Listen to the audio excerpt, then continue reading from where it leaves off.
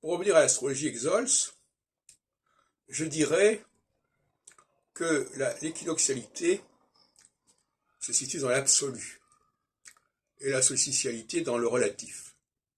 Qu'est-ce que ça veut dire?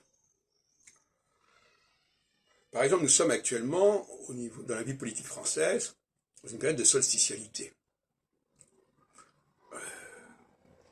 Nous parlons depuis les dernières élections.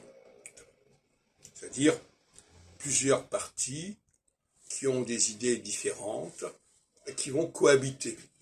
Ce n'est plus la cohabitation au sens classique, c'est-à-dire un parti qui cohabite avec la majorité, avec le président.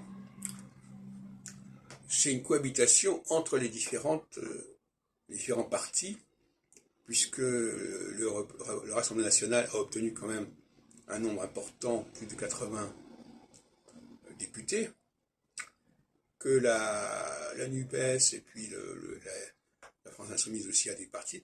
Donc il faut qu'ils se répartissent entre eux les commissions, etc. Alors qu'avant, avec une majorité absolue, c'était la majorité présidentielle qui pouvait profiter de tout cela. Donc, on est passé d'une phase équinoxiale à une phase solsticiale. Pourquoi? Parce que, je vous rappelle que les élections législatives précédentes avaient eu lieu en phase équinoxiale, c'est-à-dire en 2017.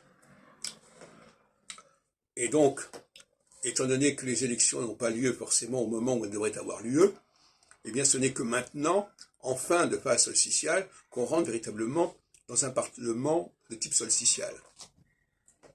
Si ce n'est que, à partir de 2025-2026, la phase équinoxiale devrait imposer aussi sa loi, quelque part, d'une manière ou d'une autre.